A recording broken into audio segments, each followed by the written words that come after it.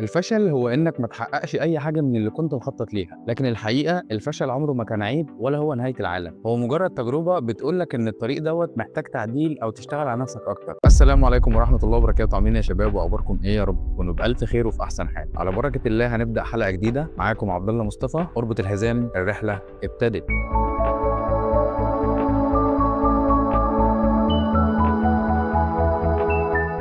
حلقة النهاردة هنتكلم فيها عن كلمة معظم الناس بتخاف منها وهي الفشل. في ناس بتعتبره نهاية الطريق وفي ناس تانية بتعتبره درس مهم جدا في الحياة. تعالوا مع بعضنا نعرف ايه هو الفشل وليه ساعات بيكون اهم خطوة للنجاح. يلا بينا دلوقتي نعرف ايه هي اسباب الفشل. رقم واحد، غياب الهدف الواضح، مش عارف انت رايح فين. رقم اتنين، قلة الصبر او الاستعجال، عايز كل حاجة تيجي بسرعة من غير ما تبذل مجهود. رقم ثلاثة، سوء التخطيط، ما حسبتش خطواتك اللي بتخطيها صح. رقم أربعة، الخوف من الغلط، ما بتحاولش تجرب اي حاجه جديده وبتفضل واقف مكانك. رقم خمسة، التاثر بكلام الناس، لو سمعت اي كلمه احباط من اي حد حواليك بتصدقه. طيب ايه اثر الفشل على البني ادم؟ اول حاجه هيعملها هيكسر الثقه بالنفس لو سلمت نفسك ليه. الحاجه الثانيه هيخليك تحس انك اقل من غيرك لو قارنت نفسك بيه. الحاجه الثالثه بيعلمك ان النجاح محتاج مجهود مش ضربه حظ. طب ايه هي طرق التعامل مع الفشل؟ اول حاجه تعملها انك تعترف بالفشل، ما يبقاش في مشكله عندك وانت بتقول انا غلطت المره دي. اتنين،